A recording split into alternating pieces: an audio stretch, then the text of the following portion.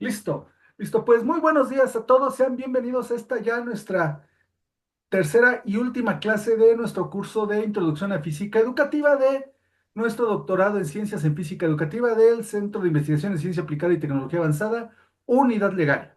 Pues bueno, sean bienvenidos. Como comentaba, pues ya es la última clase, pero hay muchos temas que vimos en esta unidad. Aquí resumo un poco.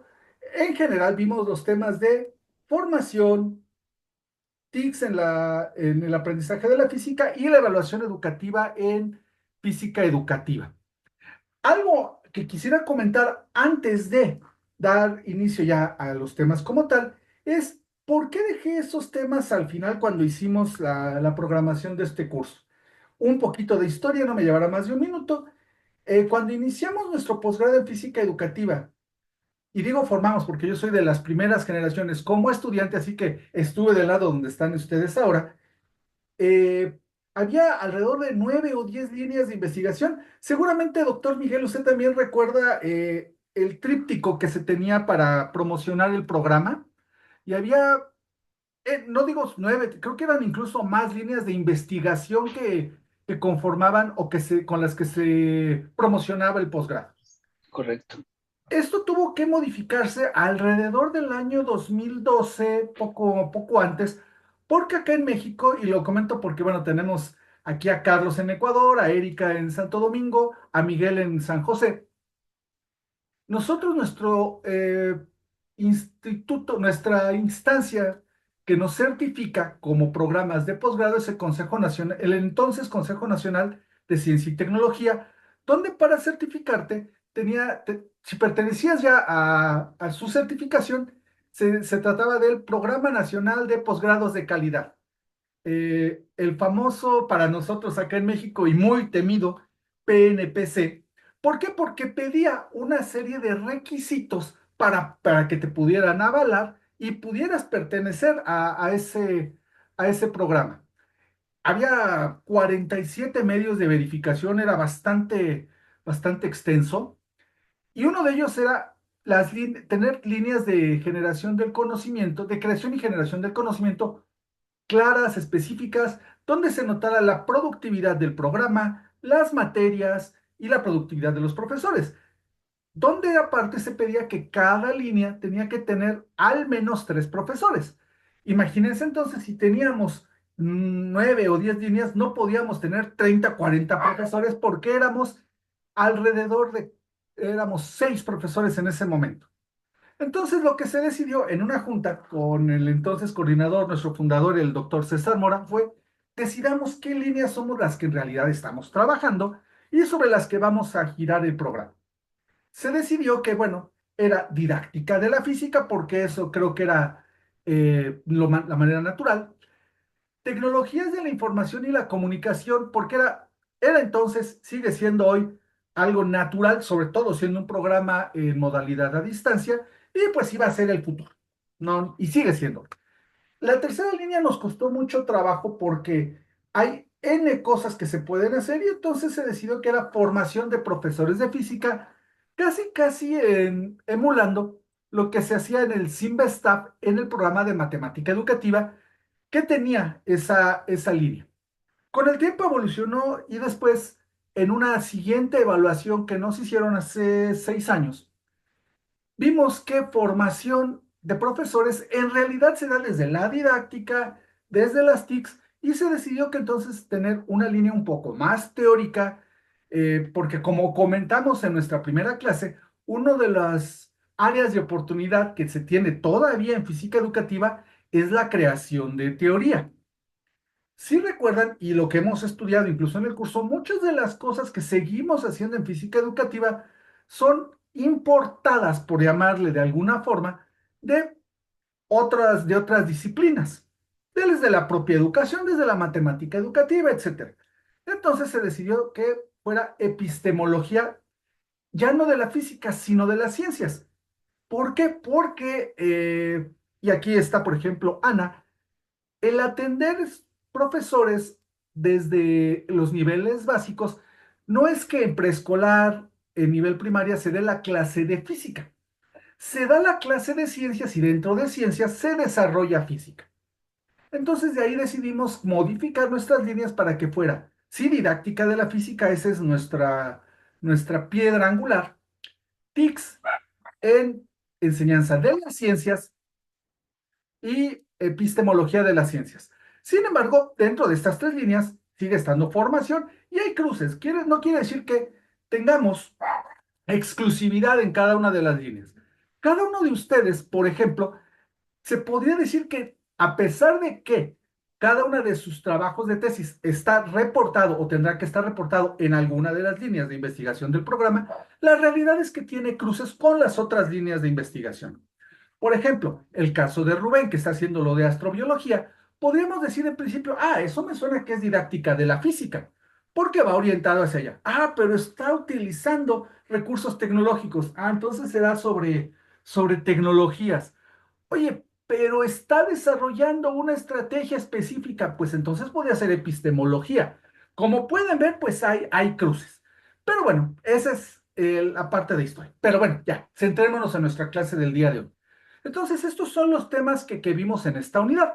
Pues entonces comencemos con... Ay, les digo que mi máquina se está por morir. Ok, empecemos por la parte de formación del docente de física. Algo que es complicado. ¿Por qué? Porque incluso conociendo el perfil de todos ustedes, el mío propio y el del doctor Miguel, prácticamente ninguno de nosotros se formó como docente de física. Nos hemos ido formando a partir de nuestra área disciplinar, que es la física, y es algo de lo que vimos precisamente en los materiales de la plataforma.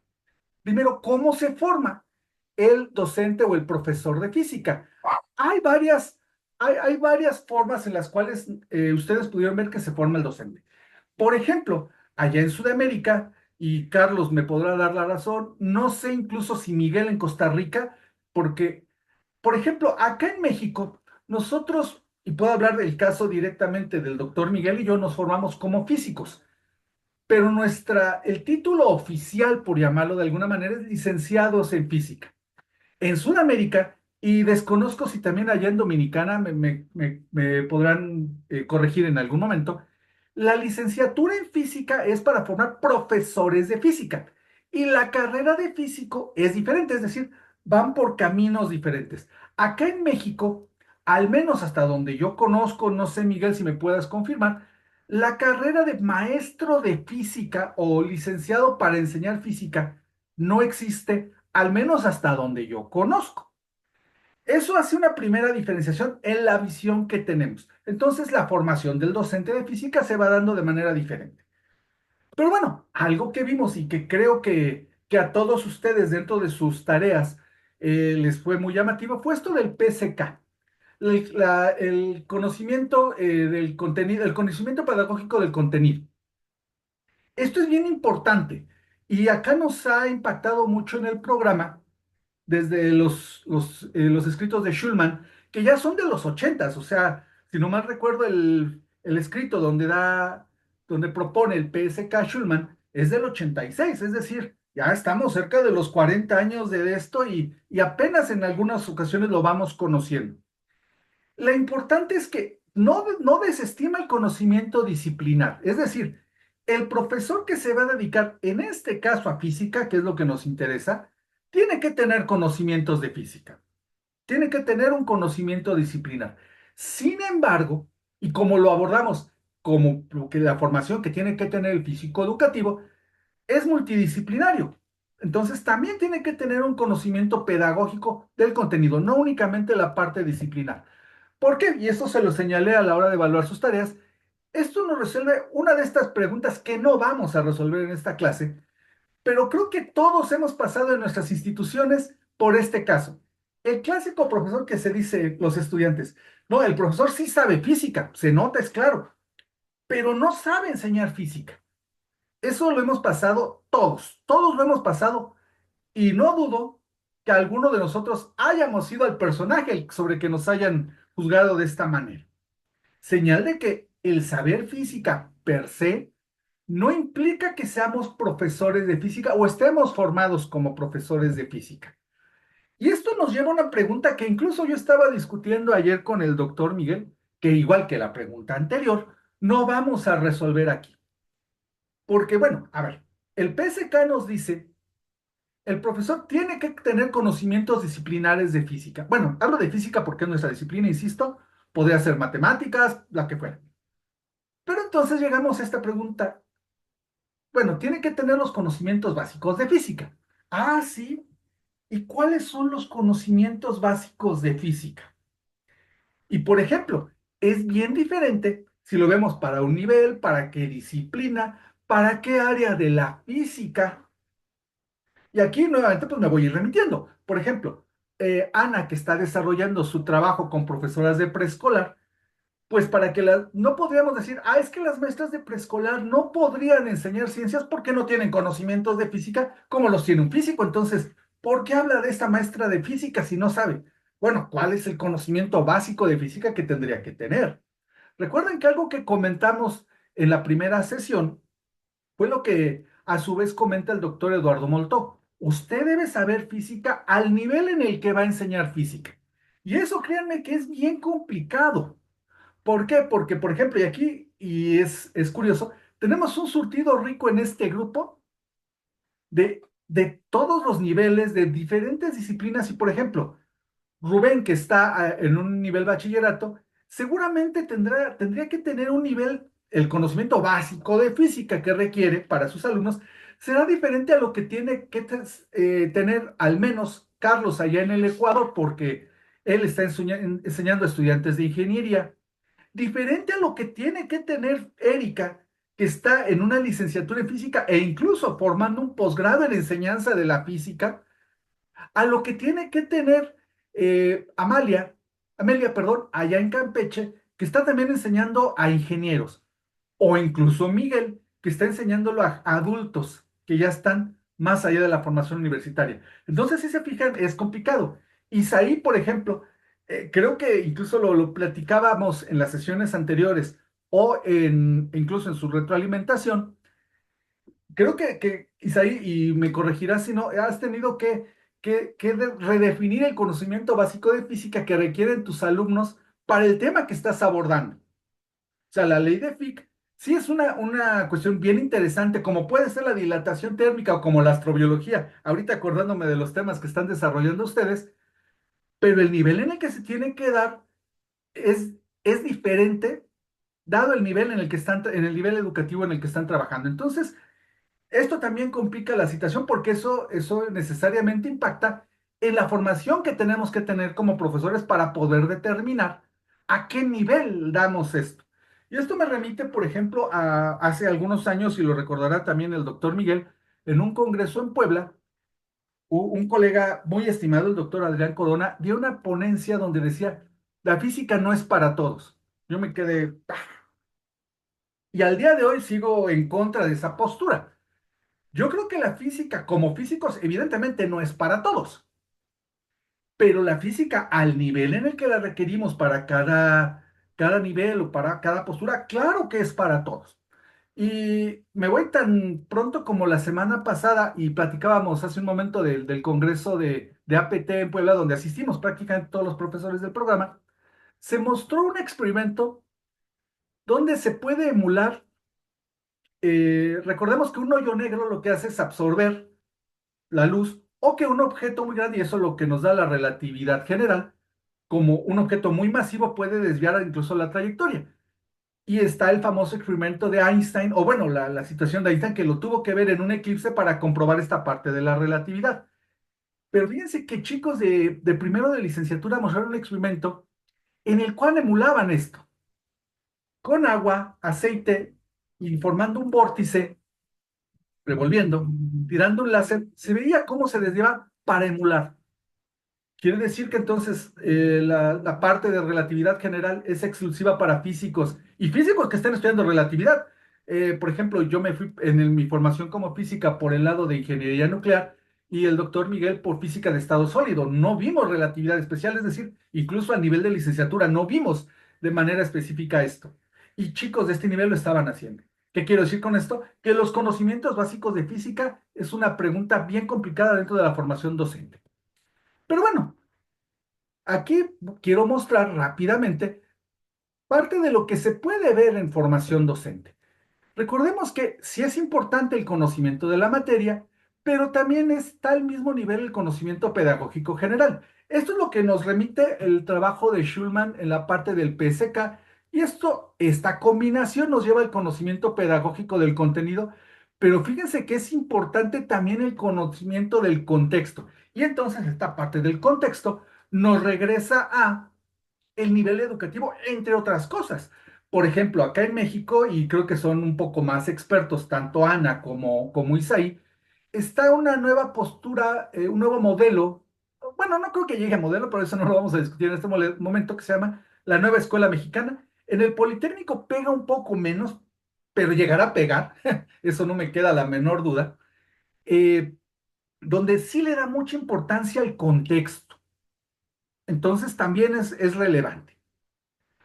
Se pueden hacer estadísticas sobre el perfil del profesor, porque también el perfil que tiene el profesor para después tomar su formación ya pedagógica también es importante. Aquí nada más presento a manera de resumen algunos resultados de investigación que se han hecho en el propio CICATA por algunos otros de sus compañeros, en particular el ahora doctor Carlos Arriaga. Y fíjense, aquí nos remite nuevamente, aquí, esto sí fue parte de una investigación que hicimos con la Universidad Austral de Chile, donde fíjense que también hablamos nada más del puro conocimiento de la materia como una de las dimensiones que menciona Grossman, donde es importante tanto el grado que tiene el profesor, es decir, la formación previa que tiene, la experiencia que tiene dando clase, sí es relevante y puede ser relevante en pro o en contra. Igual como aquí nuevamente me remito a la experiencia de todos ustedes, ¿cuántos profesores no hemos llegado a tener que dicen, yo me sé la materia porque tengo 20 años dando la clase? A nosotros mismos acá en el posgrado nos ha pasado que algún estudiante o algunos estudiantes dicen, no, es que lo que usted me enseña no es relevante porque yo llevo 20 años dando clase. Hace algunos años algún profesor también del programa que ya no se encuentra dijo, bueno, pero puede tener 20 años dándola mal. O sea, y eso va para todos nosotros, incluyendo a los profesores del programa. Estas son algunas de las dimensiones que habla el PSK, pero fíjense que el desarrollo profesional no va en una línea, sino va hacia arriba, hacia abajo, es decir, toma bastantes cosas. Repito, no me quiero detener demasiado ya en esto, y aquí nada más hago un par de comentarios que esto lo tomamos de una investigación que se hizo, repito, en conjunto con la Universidad Austral de Chile. Y acá me darán muchos de ustedes la razón. Los profesores universitarios, aunque aquí yo diría prácticamente de todos los niveles, poseen ya conocimientos de docencia y de alguna forma llevan a cabo su tarea, de alguna forma, tratando de adaptarse al entorno particular de la universidad, o aquí yo diría del nivel en el que trabajen. Los profesores tienen una base mínima de conocimientos para la enseñanza heredado de su etapa como estudiantes. Y esto lo vamos a encontrar en cualquier curso de formación de profesores. Todos o prácticamente todos empezamos dando clases, si no estamos formados como profesores, emulando lo que nos gustó o lo que más nos gustó de un profesor con el cual tuvimos tal materia. O evitando lo que no nos gustó de algún profesor con el que llevamos esta materia. Eso prácticamente lo tenemos todos. Y la segunda cuestión es el impacto del perfil de profesor lo plantea Arancibia, perdón, quien considera que el perfil profesional es un elemento que afecta de forma indirecta a los resultados. ¿Qué quiere decir? Que fíjense, si ya como profesor de física, y todos ustedes son un ejemplo, el perfil que tienen también va a afectar. Pero no creen que únicamente afecta de manera positiva, por ejemplo, el que sea físico. Exacto, exacto, exacto es lo que comentaba Erika. Exacto. No nos queremos formar porque ya estamos formados. Yo ya soy profesor. Si recuerdan, incluso en la primera sesión hablé de un ejemplo de algún colega que conoce el doctor Miguel, que dijo, yo doy física como la daba Newton hace 500 años. Wow. Cuando tienes una postura así, pues es imposible que le digas, hay cosas nuevas, te puedes formar, etcétera. Es difícil. Por eso impacta el perfil. Miren, nosotros hicimos alguna investigación, y aquí digo nosotros porque está el doctor Miguel. Vimos que curiosamente, en no pocas ocasiones, el profesor de física no es el mejor profesor de física. Eso es curioso. Eh, y eso pues impacta. Y aquí nos ha impactado en el programa, ¿eh? O sea, créanme que hemos visto el perfil de los profesores y no necesariamente, y nos pongo como ejemplo al doctor Miguel y yo que somos físicos y nos graduamos en el programa, Eso no implica que los mejores estudiantes del programa hayan sido físicos. Nada más por recordar el caso de alguno, el ahora doctor José Luis Santana, que es de los que ha recibido la presea Lázaro Cárdenas, por ejemplo, que Rubén, que es aquí del instituto, sabe que es la top, él de origen es matemático. eh, los premios a las mejores tesis, por ejemplo, la doctora Fabiola Escobar, ella de origen es ingeniero químico y tuvo el premio a la mejor tesis de doctorado. Vamos, entonces quiere decir que por ahí nos estamos quedando fuera los que somos físicos, ¿verdad? Dentro de nuestro propio programa. Pero bueno, continúo. Esos eran comentarios más bien jocosos, por llamarlo de alguna manera. Y esto me remite un poco a lo que acabas de comentar, Erika. Fíjense el tipo de cursos, esto se hizo en la Universidad Politécnica de San Luis Potosí. Se hizo una clasificación del tipo de formación que tiene el profesor o que buscaba la formación esto fue en la Facultad de el Departamento de Ciencias Básicas, si no me recuerdo, de la Facultad de Ingeniería. Fíjense que dice, he recibido solo cursos referentes a didáctica de la física, o ha recibido cursos tanto de didáctica de la física como del modelo de educación, en este caso que es competencias, o ha recibido cursos referentes al modelo de educación. Y otros que dicen, simplemente no he recibido formación en servicio. Que quiere decir que como ya empecé a ser profesor, ya no quise tener formación. Pero fíjense que el resultado, y ahí con eso concluiríamos esta primera parte de la clase, el resultado final fue que los mejores profesores, al menos en esta universidad, pero se ha extrapolado el trabajo en otros lados, como digo, en la Universidad Austral de Chile, no eran los físicos, eran los químicos o los ingenieros en diferentes disciplinas. Además de que eran los que estaban más abiertos, precisamente como comenta Erika, a recibir este tipo de formación docente en estrategias, aunque cuando se les preguntaba qué tipo de cursos querían recibir, muchos decían de física. Es decir, para saber la disciplina. Entonces, es un tema abierto. Nuevamente nos regresa a la pregunta, ¿qué es lo básico en saber física? Y eso es creo lo más importante en la formación de profesor. Y eso lo vimos vía el PSK. Ok, pues vámonos a continuar. Repito, si me voy muy rápido, me detienen por ahí. La segunda parte de la unidad la vimos con la parte de tecnología. Y la pregunta, y creo que se las formulé, incluso desde las primeras clases. Sí, adelante, adelante, Erika, perdón. Ay, no, no te escuchamos. Aló, aló, Ah, ahora listo, sí. ya, listo, ahora sí. Disculpe, doctor Humberto, quería hacer una pregunta, pero que no tengo la opción de la manito para levantarlo, Ok, no, básicamente. adelante, adelante. Esa está bien interesante, porque nosotros, por ejemplo, aquí no hemos hecho la investigación todavía de esa correlación del docente de física respecto a cómo o sea, a esa satisfacción por parte del estudiante. Entonces, esa investigación, ¿qué variables tomaron en cuenta para hacer esa comparación de Ah, que estos docentes que tienen esa base de química y en otras áreas que no eran necesariamente física, eran mejores docentes de física que los propios físicos? ok. Este es un trabajo del doctor Carlos Arriaga, ya ha continuado con él. Pueden revisarlo, me parece que es de las tesis que están en el repositorio, si no, yo te la puedo enviar. ¿Qué Ok, variables ok. tomó? El perfil del profesor, su formación docente y los años de experiencia que tiene como profesor. La muestra era muy pequeña, porque si también lo vemos, la gran mayoría de los departamentos de ciencias básicas o incluso de física, pues están conformados, no es masivo, ¿verdad? Sí. Pero me parece que como hemos platicado incluso en física educativa o en educación en general, pues es difícil tener un resultado general de investigación educativa, pero sí se queda al menos en una parte de experiencia docente bastante interesante. Ya ha publicado un par de artículos por ahí, Carlos, se los puedo compartir incluso en la plataforma si les es de interés. Sí, gracias, profe. Perfecto. ¿Alguna otra duda? Perdón, me estoy yendo demasiado rápido, pero repito, no quiero amargarles el sábado. Listo. Si no, bueno, continuemos y ahora vamos hacia la parte de tecnología. Y aquí otra pregunta que también es bien difícil de responder. En física educativa, y esto ha sido, repito, polémico en nuestro programa, debemos estudiar el uso de la tecnología o directamente hacer tecnología. Es una cuestión complicada. En nuestro propio posgrado y hay diferentes posturas. Hace muchos años recuerdo que algún profesor en alguna de las tesis que se estaban presentando de un chico que estaba haciendo un software, le dijo, ¿y para qué haces un software si ya hay en Estados Unidos este software y lo puedes usar? ¿Para qué hacerlo tú? No es mi postura. Mi postura es, bueno, si lo vas a hacer, haz. Pero bueno, hemos tenido problemas con otras tesis donde es al revés. Hemos dicho, ok, haces mucha programación, etcétera, y se ve muy bonito. Y luego, ¿qué uso le podemos dar en física educativa? No, pues yo ya hice la programación. Es una cuestión entonces complicada de contestar. Algunos de los rubros que comento a continuación son puramente de mi experiencia y de lo que yo pienso, que no necesariamente tiene que ser general porque aquí hago énfasis en algo.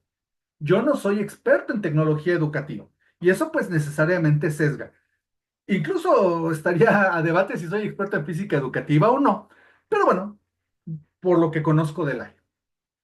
Pero creo que la parte principal para responder esta pregunta es si lo que se está realizando tiene impacto en aula, que es algo de lo que hemos comentado con respecto a qué debería de ser un trabajo de física educativa, como lo vimos en las sesiones anteriores. Pongamos un ejemplo. Regreso, si estoy haciendo yo un software o estoy haciendo uso ahora de diferentes tecnologías de inteligencia artificial, de realidad aumentada, de robótica educativa, lo que hagas tiene que mostrar que va a tener un impacto final en aula. Si no lo tiene, no importa si estás haciendo uso de la tecnología o directamente creando una tecnología, creo que es difícil que se pudiera considerar un trabajo de física educativa. Pongamos un ejemplo de lo que están trabajando ustedes.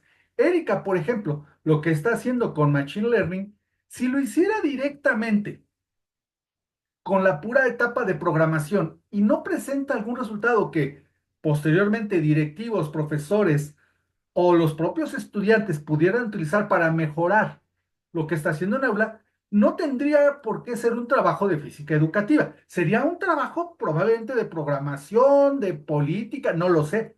Pero en este caso sí sería un trabajo de física educativa, dado que sí está teniendo un impacto en aula. Lo que hace Isaí al estar introduciendo laboratorios virtuales o laboratorios remotos, lo hace aparejado con una estrategia didáctica que directamente tendrá un impacto en aula. O los simuladores que usa Rubén, o igual con Carlos. Todos estos sí están haciendo un uso directo en aula. Ahora, hay dos niveles ya directamente en investigación en física educativa bajo los cuales podemos evaluar si este impacto se da en aula o no. Podemos hacerlo en dos niveles. Primero, un uso de la tecnología directamente en la implementación en aula, es decir, dentro de nuestra estrategia didáctica. Los ejemplos que acabo de dar de lo que hace Rubén, de lo que hace Carlos, de lo que hace Isaí, son directamente de uso de esa tecnología en una estrategia didáctica. Pero hay otro nivel bajo el cual podemos hacer uso, que es en el análisis de los datos de nuestra investigación. Y aquí es, por ejemplo, lo que está haciendo Erika o lo que va a hacer Ana, que utiliza diferentes tecnologías para hacer análisis de lo que se está haciendo derivado de los datos. Yo no le podría pedir a alguien el día de hoy, oye, mira, obtuviste tantos datos, pero como no quiero que hagas uso de tecnología porque eso, me mete en problemas porque no sé si se vuelve física educativa o no, haz todos los cálculos a papel. No, bueno, pues hazlos con Excel. O por ejemplo, lo que está haciendo, no sé si Isaí lo estés haciendo directamente ya también tú, pero el grupo de trabajo del doctor Ricardo dice, no, pues ahora olvidémonos del Excel, vamos a hacerlo con Python. Ah, ok, pues genial. Siempre, y esos resultados van a ser de utilidad para los profesores o para mostrar los resultados de investigación en física educativa. Concuerdo con, ok, sí, claro, claro, estoy de acuerdo con lo que comentas, Erika, porque aquí también tenemos un problema, ¿eh? Hay que hacer uso de la tecnología, no hacer abuso de la tecnología. Y aquí me regreso, por ejemplo, a una anécdota yo no la viví directamente, pero aquí el que la tiene directa esa anécdota es el doctor Miguel. En algún momento dado, y eso ya tiene, ¿qué será, Miguel? Alrededor de 15 años, 16 años un profesor empieza a hacer uso de video en el aula, lo cual no está mal. Incluso se puede decir, ay, pues hace tantos años, novedoso utilizar ahí el video en el aula. Cuando el estudiante le pregunta, ¿tienen dudas? Sí, pues yo, pues, ¿a qué parte tuviste dudas? X parte. Le regreso la videocasetera para que lo vuelvas a ver ahí. No, eso es hacer un abuso de la tecnología. Por ejemplo, el hacer uso de las simulaciones FET. A mí me gustan mucho las simulaciones FET, pero si no le damos no va aparejado con una estrategia didáctica, etcétera, pues se queda en un bonito videojuego. O incluso los que hacen serious games de manera educativa. Si van aparejados de una estrategia educativa, lo que hace Rubén, por ejemplo, estás haciendo un serious game, incluso y ya lo entendí después de estar calificando todo el semestre, que en realidad es un medio para lograr un fin.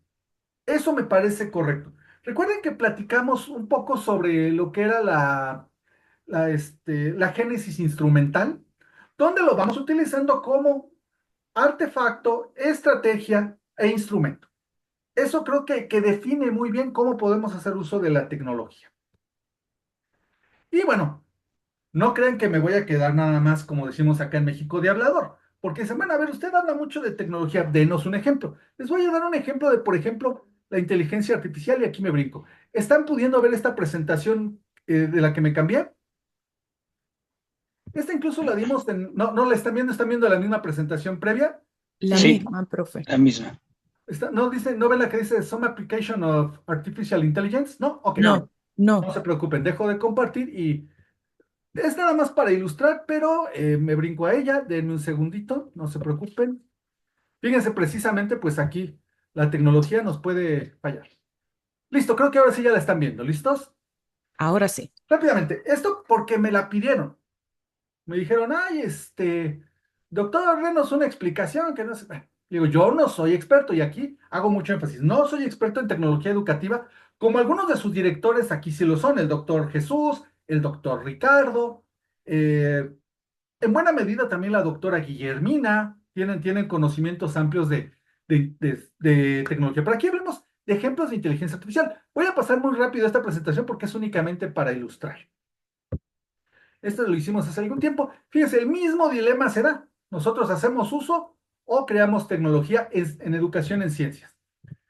Aquí, bueno, ¿qué es lo que tendríamos que ver en palabras, en simples palabras, aunque esté acá en inglés? La inteligencia artificial envuelve computación, pero más allá de la que conoce lo que tiene la inteligencia humana, etcétera. ¿Cuál es nuestra fuente? Pues ahí Google. Es decir, para hacer esta definición utilizamos la propia tecnología, si se fija. Utilizamos el buscador de Google. Ahora, en fin, pero usted me puede decir, bueno, y en física educativa, ¿se hace uso de tecnología, en este caso de inteligencia artificial? Fíjense esta definición que nos dan. Y aquí, pues, por ejemplo, hablamos de máquinas inteligentes que pueden trabajar al nivel como lo trabaja la inteligencia humana. Pero ¿dónde saqué yo esta definición? Ya de papers que están trabajando directamente la inteligencia artificial, en este caso el uso de ChatGPT en física educativa. Es decir, ya es un tema que no está de etéreo y que podemos decir en unos meses, algunos años lo incorporamos a física educativa. No, ya se está trabajando y de hecho en nuestro programa hay quien ya está utilizando o está trabajando con ChatGPT. Aquí incluso podría poner como ejemplo el trabajo que está haciendo, bueno, de los que estamos aquí, Ana, dentro de lo que está implementando con maestras de preescolar, están haciendo uso de ChatGPT. Se les está pidiendo, a ver, maestra de preescolar, busquen ChatGPT, por ejemplo. Recuérdame rápido, Ana, alguna de las preguntas que se les pidió que hagan en ChatGPT las maestras de preescolar. Ay, Sobre los fenómenos del sonido. de los fenómenos de sonido, exacto. A ver, ¿qué es una onda o qué son las lupas o qué son las lentes, por ejemplo? Y lo tienen que buscar en ChatGPT. Y imagínense entonces para todos los niveles, ¿no? ¿Cómo se hace uso de la inteligencia artificial? Nuevamente digo, no soy un experto. ¿Un maestro puede hacer uso de inteligencia artificial? Sí. Y esto no va a sustituir al profesor, que esto siempre va a ser una herramienta de ayuda. Y aquí algunos ejemplos nada más de cómo la inteligencia artificial, tal vez sin saberlo, ya lo estamos utilizando. Por ejemplo, algunos de ustedes, si no me recuerdo, maestra Verónica, Miguel Mena, el doctor Miguel Oral, les he dicho, utilicen esta herramienta que es el Connected Papers, para poder buscar referencias. Es una herramienta muy especial, muy importante. Aquí el doctor Miguel les puede platicar para su propia tesis de doctorado, le ha servido mucho y ayer la estábamos utilizando. Ahí está la liga, si la necesitan después se las mando. Para hacer un test, fíjense, nosotros le damos un paper y después nos da un árbol genealógico de todos los papers derivados. Eso nos ayuda hasta para las citas que tenemos, ¿no? Recuerden que, por ejemplo, particularmente a ustedes que hacen tecnología, de repente les dicen, bueno, las referencias tienen que ser de no más allá de 5 años. Pues bueno, a veces tenemos un paper pues antiguo que es muy bueno, pero ¿cuáles son los papers derivados de ello? Pues podemos utilizar esta herramienta y es bien interesante, ¿ok? Ah, exacto, Ana, la validación es súper importante. Regreso rápidamente, repito lo que quería era muy rápido, para detectar plagio. Y aquí es curioso, todas sus tesis tendrán que pasar por el software antiplagio. Hay diversos software antiplagio, muchas revistas ya lo utilizan incluso como primera etapa de la revisión de un paper. Ustedes les mandan un paper y les dicen, ya pasó la etapa de antiplagio y ahora sí lo mandamos a los revisores. Si no pasa esa etapa, no se manda. Y todas sus tesis aquí tienen que pasar por un software antiplagio, todas. Aquí utilizamos en el Politécnico el Turnitin, que detecta similaridades, sí, pero se le conoce como software antiplagio. Esa es la liga también, y utiliza inteligencia artificial porque incluso ya detecta si hay uso de inteligencia artificial en las tesis. Hagamos una prueba. Y aquí, fíjense, está el reporte antiplagio de cierta estudiante de maestría llamada Ana Virgen, que creo que anda por ahí en el doctorado ahora. Entonces tuvo que pasar y nos dice el porcentaje de similitudes, etcétera. Y bueno, por ejemplo, para ayudarnos a hacer investigación cualitativa, por ejemplo, hay software como el Atlas TI y seguramente Amelia, allá la doctora Guillermina te va a decir en algún momento dado, tienes que hacer uso del Atlas TI para hacer investigación cualitativa y detectar categorías, etcétera. El MaxQDA, que aquí tenemos ya, si no un experto, alguien que lo maneja muy bien nuevamente, que es Ana. Veamos algunos ejemplos. Bueno, ese ya no salió en los ejemplos. Es que los había mostrado antes, que era la tesis de Ana de maestría. Aquí me voy a salir de esto de las conclusiones, porque pues aquí no es importante, sino que era simplemente para ilustrar parte de lo que podemos hacer directamente para física educativa con el uso de tecnología. Hasta aquí, espero no irme demasiado rápido. ¿Tienen alguna duda, algún comentario, alguna pregunta? Curiosamente, todos ustedes, y me lo mostraron en sus tareas, o están haciendo directamente uso de tecnología o podrían hacer uso.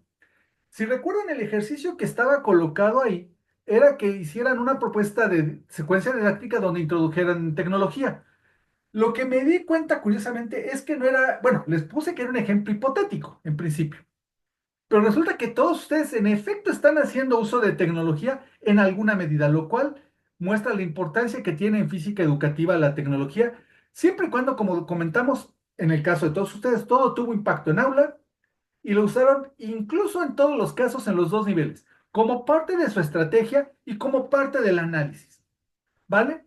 Entonces pasemos a la siguiente parte de la clase, que es pues ver el tercer, cómo se evalúa en física. Esto es la parte, yo creo que de las cosas más complicadas. Van a encontrar incluso pocos expertos en evaluación directamente en física y pocos menos aún en física educativa. Aquí algo que es importante es que si no evaluamos, difícilmente podríamos hablar de qué es educación formal, pero incluso en educación informal, en divulgación, en difusión de ciencia, también te podemos crear instrumentos de evaluación. Pero bueno, directamente todo lo que están haciendo ustedes, pues es educación formal y por eso fue el ejercicio de, a ver, muéstrenme cómo harían ustedes un instrumento de evaluación. Nuevamente, no soy un experto, pero bueno, por eso que en cada una de estos temas directamente en física educativa ya hay expertos que se están formando en evaluación en física educativa. Yo aquí hablaría al menos de un par de los que se han graduado de nuestro programa. Nuevamente el doctor José Luis Santana y el doctor Johnny Medina, ambos son expertos en evaluación educativa, particularmente en física educativa. Ahora, aquí es algo importante. Para ser un instrumento formal tiene que pasar por un proceso de validación. Eso, eso es indudable. ¿Por qué? Porque fíjense que algo que nos pasaba mucho, sobre todo al inicio del programa, oiga, pues a ver, ese instrumento que usted está utilizando para colocarlo con los estudiantes como parte de su tesis, pues pasó por algún proceso de validación. Sí, pues lo pregunté con mis colegas de la academia. Eso no es un proceso de validación formal. Todos ustedes ahorita están pasando el curso de Seminario 2, si no estoy equivocado, ¿cierto? Y están llevando con un par de expertas en estadística y expertas en validación de instrumentos, la doctora Fabiola Ocampo y la doctora Silvia Maffei. Y están dándose cuenta que la parte pesada que tiene que ver con la estadística en esto. Y bueno, por ejemplo, de los que están aquí, pues lo comentábamos antes de iniciar la clase, Amelia, pues a ella sí va a sufrirle con la parte de, bueno, no sufrirle, es disfrutarle, pero va a aprender mucho en la parte de estadística necesaria para los instrumentos de validación y de evaluación. Ahora, por eso mismo, y eso sí me gusta comentarlo, porque siempre llegamos, no siempre, pero en muchos de los casos aquí, a un dilema. Porque por sí mismo, podemos irnos en dos caminos. Puede haber más, pero yo los concentraría en dos. O tomas un instrumento ya validado en la literatura, o te pones tú a hacerlo, pero esto implica que tienes que diseñar y validarlo. Así irnos por este camino y ahorita más adelante veré me lo preguntó Amelia en la retroalimentación, por sí mismo puede ser una tesis o todo un camino para doctorarse. El puro hecho de hacer un instrumento que sea validado. Pero bueno, siempre, o muchas ocasiones cuando decimos un instrumento validado, en los últimos años nos hemos ido, y digo nos hemos porque yo mismo a veces lo he sugerido, por la vieja confiable. ¿Cuál es la vieja confiable?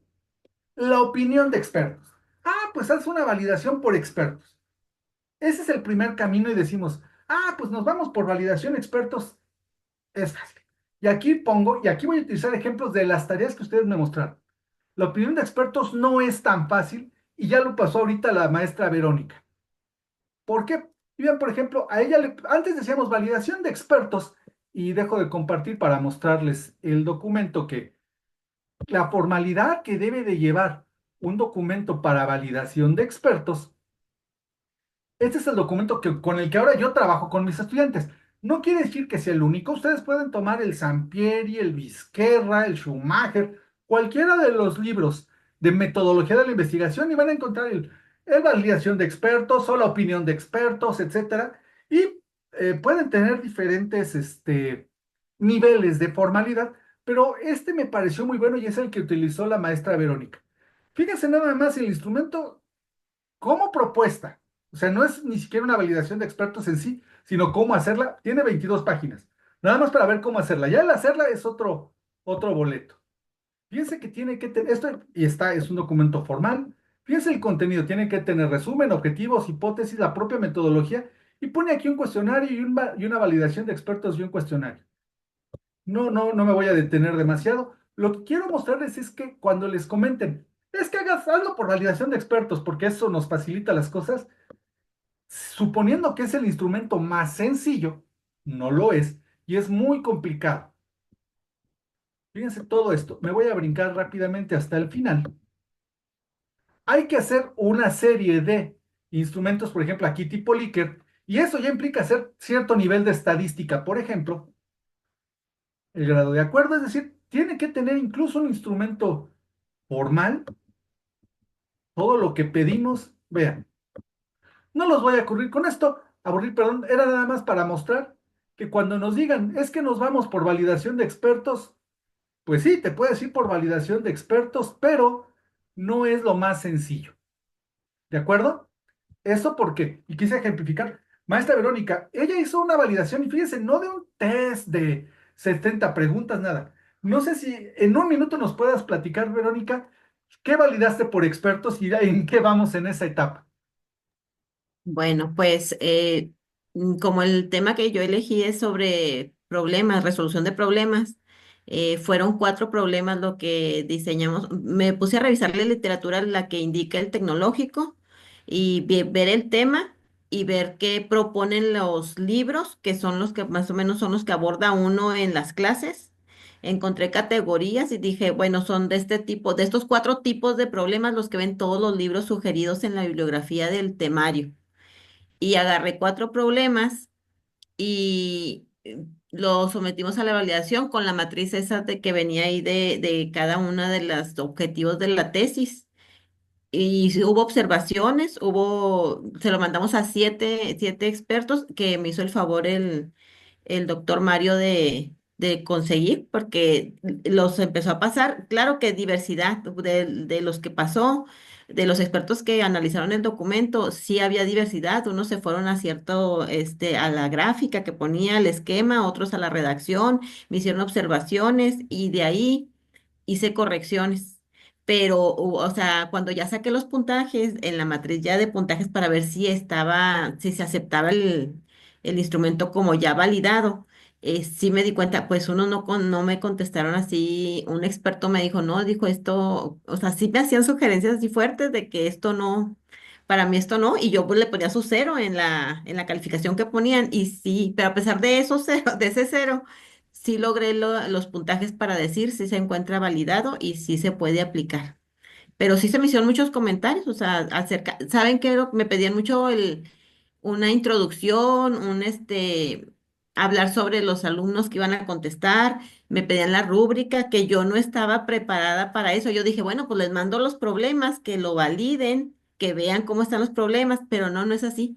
O sea, sí se tiene que dar un antecedente, se tiene que poner la rúbrica, qué es lo que quiero evaluar. O sea, me hicieron observaciones, que estoy en ese proceso, o sea, se hizo la rúbrica, se hicieron las observaciones. O sea, sí no es nada más así. Yo en mi cabeza sí creía, ¿eh? O sea, dije, no, pues hago los problemas, los mando y se acabó. Y que me digan qué corrijo, no, no es así. Tenemos que dar un contexto, tenemos que especificar todo, pues muy bien todo y aparte la rúbrica para ver qué es lo que quiero evaluar.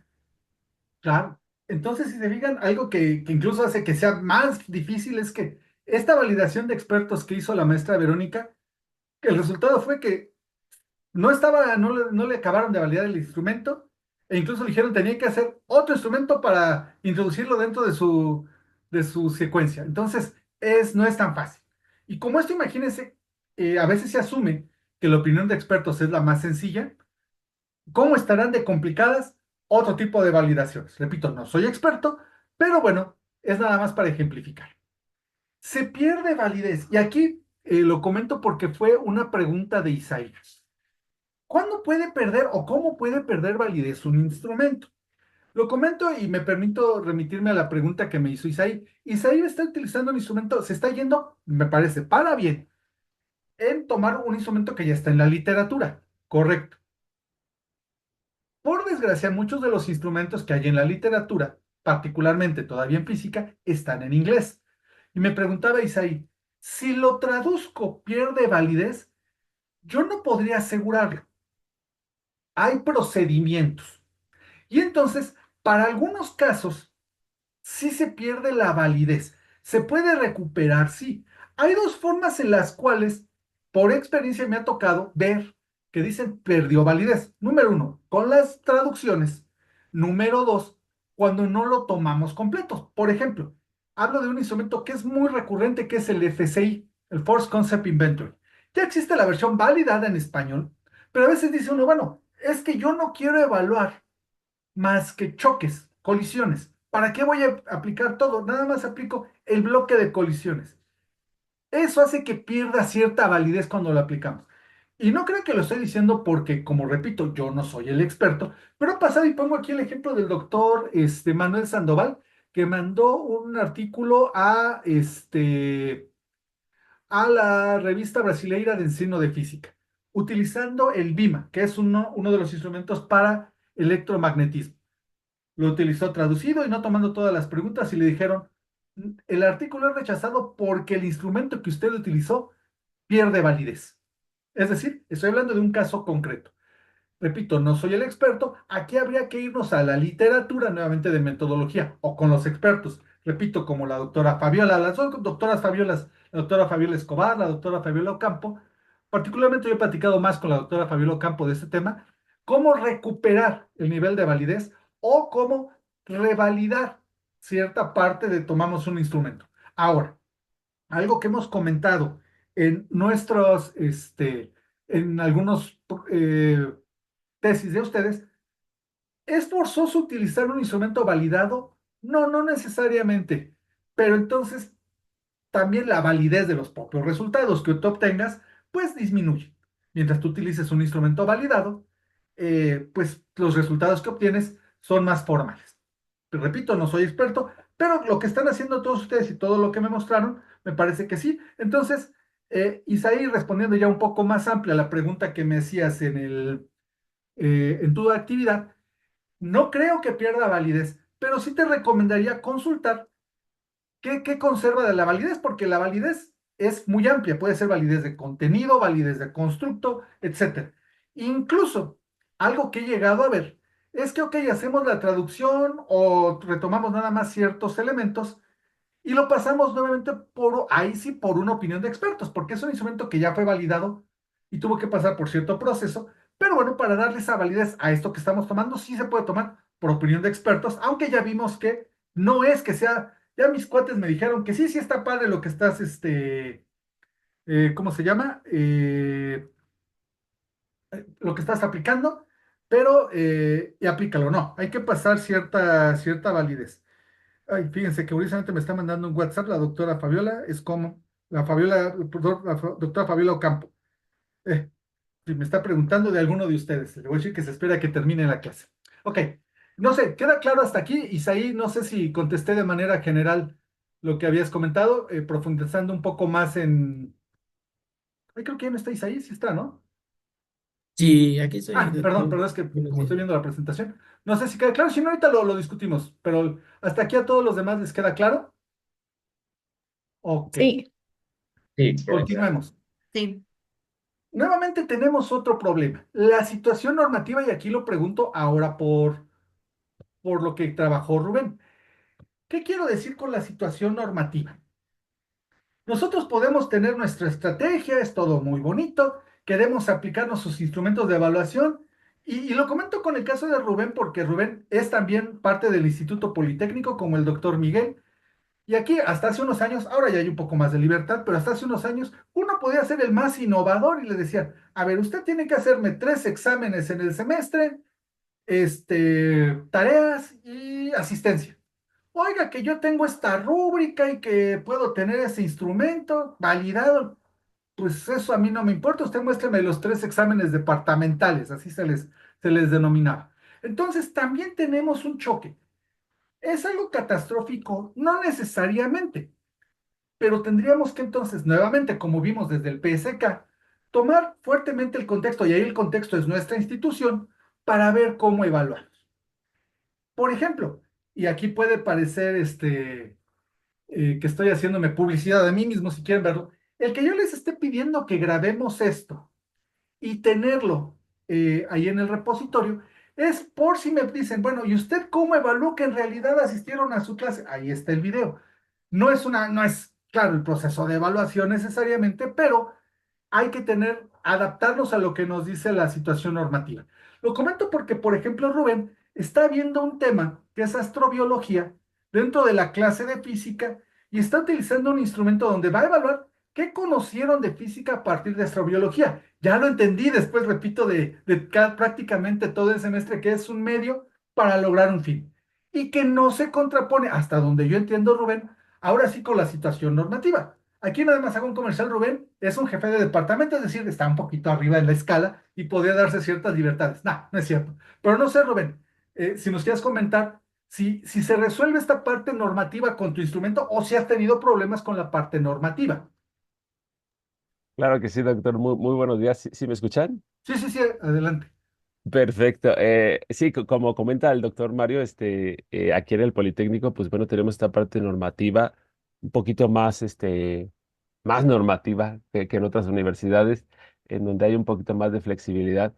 En últimos años esto ha ido cambiando un poco. Como comentaba, teníamos los famosos exámenes departamentales, en donde pues toda la escuela se estaba estaba haciendo exámenes, ¿no? Y todos teníamos que hacer exámenes, incluso nos tocaba aplicar exámenes de otras unidades de aprendizaje o materias, como les llamamos. Afortunadamente, bueno, esto está cambiando, está siendo más flexible y contestando a su pregunta, doctor, todo esto se va a inscribir en lo que es Proyecto Aula. Esta estrategia que tenemos, Proyecto Aula, es muy, muy padre. Esta es una estrategia que permite esa transversalidad con todas las materias de cada semestre e incluso entre semestres, porque los estudiantes ya tienen un pretexto para, en este caso, bueno, desarrollar su titulación. Recordemos que aquí en el bachillerato del Politécnico, en el nivel medio superior, somos bachillerato bivalente. Tenemos lo que es el bachillerato normal, las materias normales, y aparte los chicos tienen las materias de titulación. Ellos eligen una carrera y de ahí tienen que desarrollar un tema de tesis. Sí es un bachillerato bastante exigente para los chicos, pero los prepara muy bien. Y ahí es donde entra astrobiología.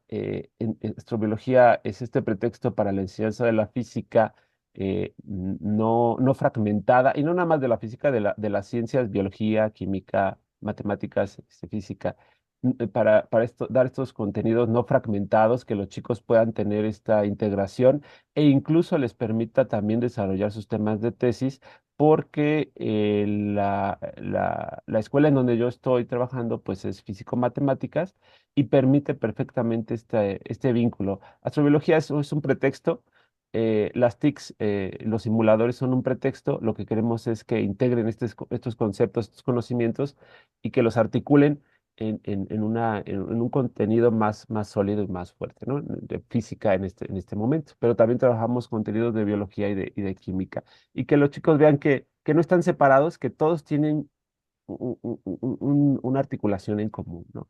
Claro. Y bueno, no sé si sí contesté la No, pregunta, no, no, doctor. sí, claro, claro. O sea, vean que se tiene que tomar en cuenta la parte normativa. Y bueno, comentas algo que yo creo que nos pega a todos. No, bueno, si el Instituto Politécnico no sé si sea más formal que otros lados, porque por ejemplo, Isaí, que trabaja para el sistema de bachillerato general, también son muy cuadrados. Allá el Tecnológico de Chihuahua, porque lo que he estado viendo con la maestra Verónica, también tiene su parte formal. O sea, todos estamos sometidos a la parte normativa. Nosotros mismos aquí en Cicata, que a pesar de que somos posgrados, como les digo, también estamos sometidos. Y ay, créanme que nuestro jefe de posgrado es un poquito especial y ahí veo que se ríe el doctor Miguel Olvera, o sea, sí, sí es complicado. Pero bueno, repito, la situación normativa es importante. Continuemos. Pero ¿qué pasa cuando tenemos escenarios nuevos? Y aquí me voy, por ejemplo, en el caso de Miguel. Miguel está trabajando en andragogía y algo que sí le dejé de tarea, porque incluso yo siendo su director no lo sé, y ahí te queda de tarea, Miguel. Comentaba hace rato que podemos irnos por dos caminos. O tomamos instrumentos validados, y por ejemplo, supongo, Isaí, que ese instrumento que tomaste, lo tomaste de algún FISPOR o de FISPOR, como recomienda de repente el doctor Ricardo, pero en andragogía no lo sé. Es decir, que digamos, hay instrumentos orientados hacia la andragogía para el aprendizaje de mecánica clásica, que es lo que está estudiando Miguel. No lo sé, me parece difícil. Y ahí, pues, cuando hay escenarios nuevos, no nos quedará de otra, ahí sí de irnos a hacer nuestro propio instrumento y validarlo. Tenemos una ventaja, que es para el caso de nosotros que estamos en un doctorado, que es un conocimiento nuevo. Una desventaja, que es como comenté hace rato y será el punto adelante más desarrollado, que tenemos que seguir todo un proceso estadístico que es bastante complicado. eh, por ejemplo, Erika, que está trabajando, y ella le agradezco porque ella incluso tuvo que subir algo que no es de lo que está haciendo directamente en su tesis, pero me quedé después reflexionando, y eso ya no te lo puse en los comentarios, que tal vez para desarrollar este proceso de búsqueda y de uso de Machine Learning, probablemente también podrías hacer un instrumento para que quien lo quisiera replicar, por ejemplo, que nosotros acá en México quisiéramos hacer un estudio de piso utilizando Machine Learning, tuvieras que crear un instrumento hecho por la República Dominicana donde usted tiene que cumplir esto y si no lo cumple, regrésese. Incluso un tipo como de opinión de expertos, no lo sé, ahí estoy elucubrando porque son escenarios nuevos. Entonces, eso hay que tomarlo en consideración. Pero bueno, por ejemplo, me decía me preguntaba Amalia, bueno, y si queremos validar un instrumento, ¿qué tenemos que hacer? Nuevamente, no soy experto, pero como comentaba hace rato, es una cuestión que puede llevarnos bastante tiempo. De manera muy, muy, muy general, es decir, estoy obviando muchos pasos, tendríamos que empezar con algún tipo de entrevista, cuestionario para conocer errores conceptuales, ideas previas, etcétera. Después sí crear nuestro instrumento. La pura creación del instrumento no nos dice que ya está validado. Ahora, entre este paso y este otro pueden pasar meses o años. ¿Por qué? Porque para que sea un instrumento formal validado, necesita... Hacia adelante, Erika, perdón. Puede terminar, doctor, y cuando termine entonces Ah, sería agregar algo de, por ejemplo, de la validación que hace PISA para sí, las sí, pruebas. claro, claro, claro. Sí, ya no me voy a tardar mucho, lo prometo. Sí, no, no se preocupe. Repito, de un Está muy paso al otro, interesante. perdón. De un paso a otro pueden pasar meses o años porque tenemos mucha, para que sea, no vale, como comentamos en una de las clases pasadas, que yo hice mi entrevista y mi test con 4 personas o con mis amigos aquí o mis compañeros aquí de la academia. No es así. El doctor César Mora, por ejemplo, nos ha puesto un ejemplo. Ustedes han visto casi todos, o sería obligatorio, y eso se me olvidó, y apúntelo, doctor Miguel, para siguientes ediciones del curso, colocar un instrumento que ya es muy conocido en el área, como es el FSI. Si no lo conocen todos ustedes, deberían conocerlo. Miguel Mena, tú sí has trabajado con el FSI, por ejemplo. Si ustedes ven el artículo donde se da a conocer el FSI, se habla de miles de estudiantes con que lo probaron en Estados Unidos. Los mismos autores estaban haciendo, y eso entiendo hace más de 15 años, un instrumento similar al FSI, pero para óptica. Pero dado el cúmulo de datos y de aplicaciones que tienen que hacer, no lo han publicado. Entonces, repito, esto un paso a otro nos puede llevar. Pero si después de armar el test todavía tenemos que llevar la validación, hacer todo el trabajo estadístico, ahora hay algunas herramientas de cómputo, de tecnología que nos pueden ayudar, como el Python. Estoy viendo que, por ejemplo, el doctor Ricardo está trabajando mucho en eso. No sé si te estoy obligando, Isaí, a trabajar con Python ya el doctor Ricardo, lo cual no me parece mal, pero bueno, nos ayuda. Y como ejemplo, porque también no voy a hablar nada más en el aire, quería mostrarles, por ejemplo, este fue el camino que siguió el doctor, el ahora doctor Johnny Medina. Fíjense que él empezó primero haciendo una clasificación de ideas previas para fenómenos sonoros. Aquí no se ve tan clara la fecha, pero este es de 2016. De ahí a la construcción del test de ondas sonoras pasaron 3 años. Esto ya es 2019. No es 2018, pasaron un par de años. Bueno, esto lo empezó en la maestría. Esto, que es más o menos 2013, 2014. Esto ya lo hizo como parte del doctorado. Ay, perdón, se fue. Y este último es el artículo con, bueno, se pudo haber graduado con cualquiera de estos dos, pero con el que se gradúa es con este último, que es el que incluso subí para esta actividad. Este ya es de 2019, principios 2020, que ya es la validación de este test.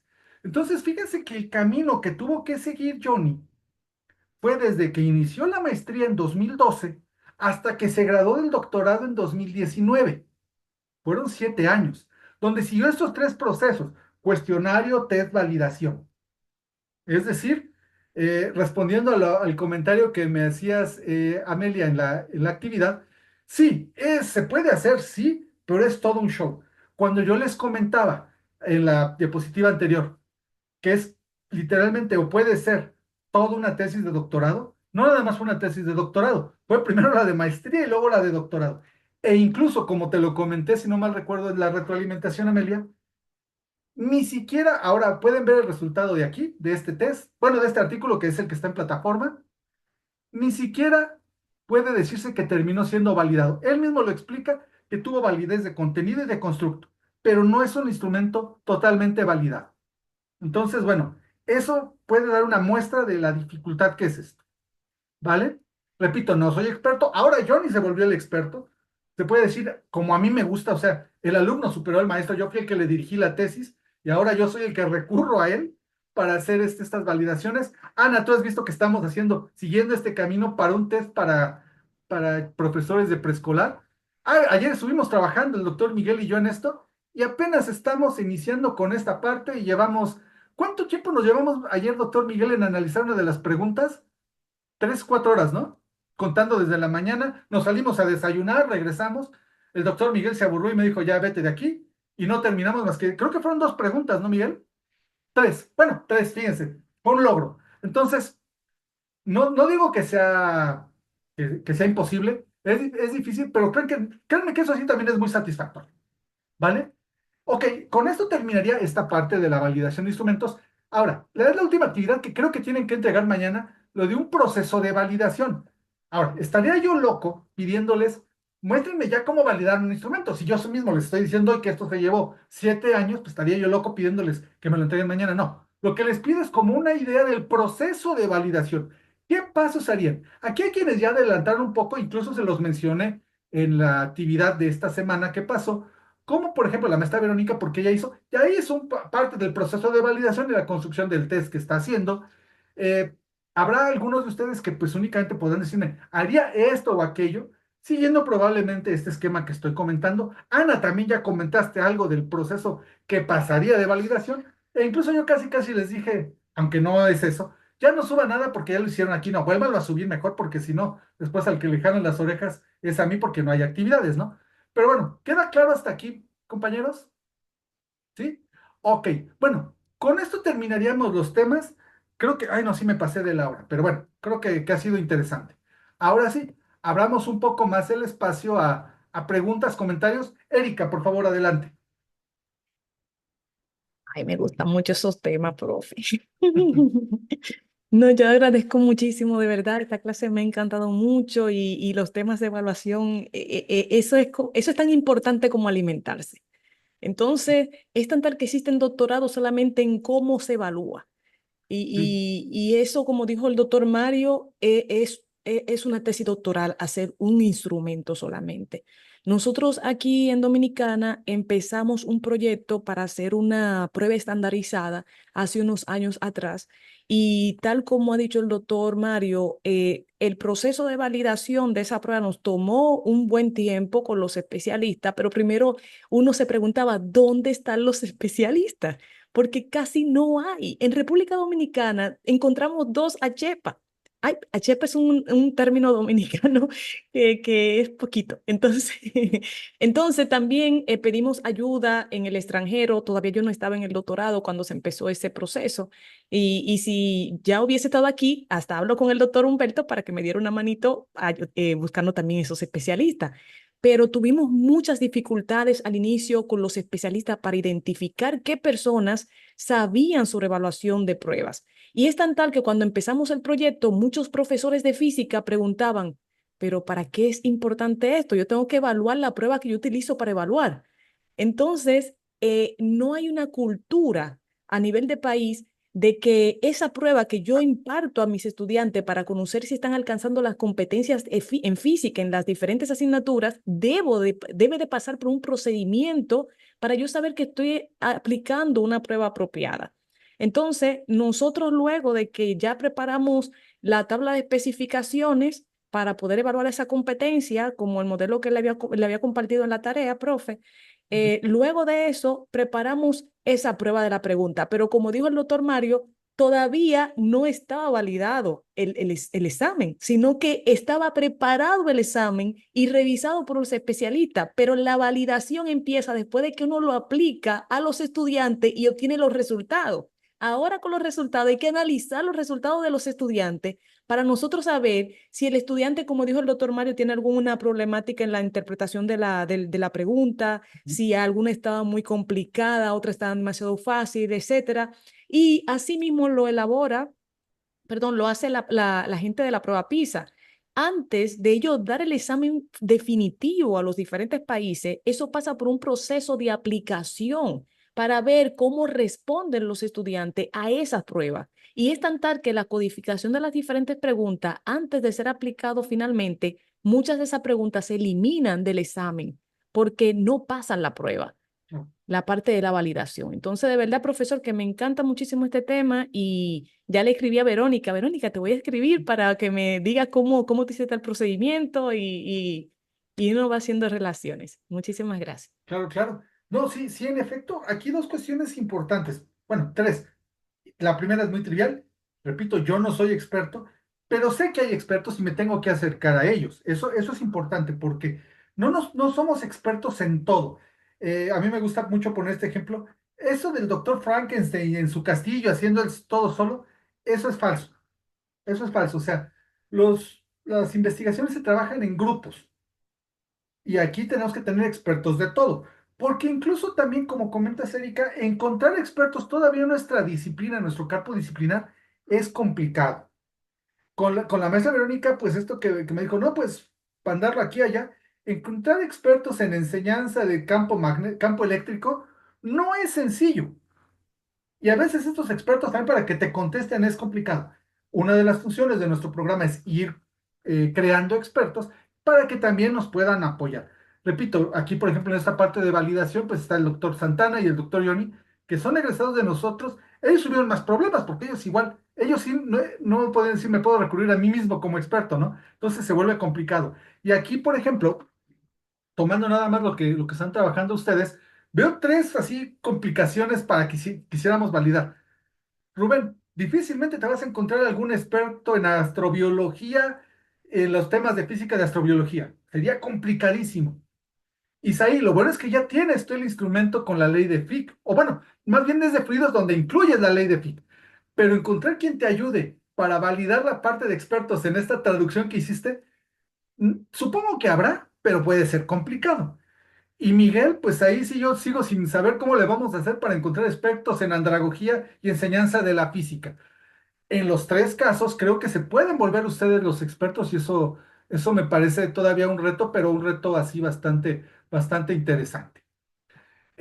No sé, ¿alguna otra pregunta, algún otro comentario con respecto a todos los temas? Ok, a ver, Ana, ¿el tamaño de la muestra de la prueba piloto dependería del tipo de instrumento? Sí.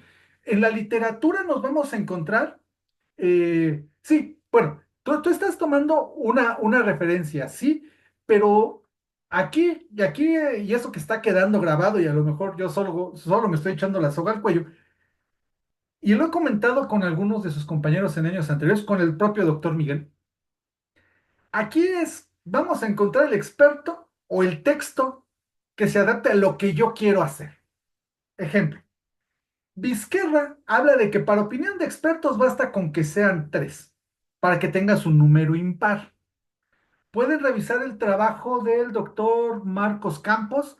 Tiene por ahí también publicado en un artículo en la revista Góndola, en la revista colombiana Góndola, que ahí creo que te lo pasé, ¿no, Verónica? El artículo de Campos, ¿no? Sí, Y si revisas ahí, si recuerdas, creo que, o sea, no son tres, creo que utiliza 5 o 6 expertos nada más. Y lo que recomiendan los chilenos es arriba de 7. O sea, vamos adaptándonos a lo que nos conviene más o lo que nos gusta más, lo que nos endulza más el oído, pero ya tenemos una base, es decir, no vamos a hacerlo con base en lo que yo quiero, sino tener un referente. Eso es importante. Ya si alguien nos reclama porque puede darse, oiga, usted utilizó muy poquitos expertos. Bueno, eso es lo que dice Vizquerra.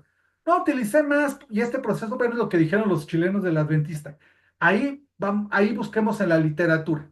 Eso ya, ahora, no digo que esté equivocado, Ana, pero sí, tú lo estás tomando en un referente y en efecto, el tamaño de la muestra para los expertos puede ser de 5 a 10. Lo recomendable, y lo estábamos viendo ayer con el doctor Miguel, es que tengamos impares porque tenemos una discrepancia, etcétera, ¿no? Ahora, quien trabaja con evaluación por pares, por ejemplo, siempre ¿qué es lo como trabajan, por ejemplo, las revistas en evaluación por pares? Siempre tienes que tener considerado el desempate, por llamarlo de alguna manera. Pero bueno, ahí depende qué es lo que queramos hacer, el nivel de profundidad y el autor que revisemos. En metodología de la investigación hay un surtido rico, por llamarlo de alguna manera. No sé, ¿alguna otra pregunta, alguna otra observación? Adelante, maestra Verónica. bueno, ahí en lo de sobre la cantidad de expertos, sí, los chilenos dicen que son 7 o más, pero que sea impar. Entonces eso da mucho a las cuentas, que cuando ya empiezas a cuantificar que si tu instrumento es válido o no, sí te da información suficiente como para decir, no hay un empate, no hay, o sea, no, sí las observaciones que se hacen sí son correctas. Y la otra es que a pesar de que, bueno, de los expertos a los que mandé el instrumento, me decían, a pesar de que yo no soy, no tengo el posgrado en física educativa, no soy de educación, me hicieron muy buenas observaciones, o sea, a pesar de que ellos dicen, bueno, yo no, este tema casi no lo domino completamente, pero viendo los problemas, creo que estas observaciones y aquellos que ya habían abordado el tema en sus clases, por ejemplo, que sí se dedicaban o que habían dado clases en ingeniería, me hacen observaciones muy directas. Yo creo que ellos necesitan este tipo de conocimientos previos para. Entonces, cualquier observación, cuando nos llega un instrumento para evaluarlo como experto, cualquier observación que se te hace es muy, muy importante Claro. para uno. Sí, sí, claro. Ahora, eso es algo bien, bien importante lo que comentas. Cuando hablamos de evaluación por expertos, ¿a quién consideramos el experto? Yo puedo comentar, por ejemplo, del instrumento de Johnny, que era un instrumento para un test para reflexión y refracción de ondas sonoras en estudiantes de ciencias de la salud, es decir, fue muy específico. Tuvo que buscar expertos, sí, en física de ondas, por ejemplo, de reflexión y refracción de sonido, de enseñanza de ese nivel. Es decir, no es lo mismo si yo enseño física en la escuela de física, a si enseño física en la escuela de enfermería. Tienes una visión diferente. Y tercero, expertos en el tema, es decir, de ciencias de la salud. Porque va a decir, mira, yo soy el que estoy formando a este tipo de gente y sé que lo que te van a contestar es de este nivel. Pongo un ejemplo regresando a lo que comentaba la maestra Verónica, porque aquí está uno de los expertos que le recomendé, que precisamente fue el doctor Miguel. ¿Por qué? Porque el doctor Miguel, él no nada más es físico, sino que también ha dado clases en la escuela de cómputo, es decir, en la carrera de ingeniería en sistemas computacionales, que es el mismo.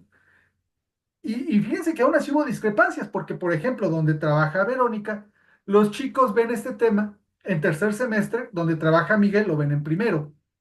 Donde trabaja Verónica, sí llevan la clase de química, donde lo ve Miguel, no llevan química. E incluso, pues, esta es la visión del experto, entonces se vuelve más amplia.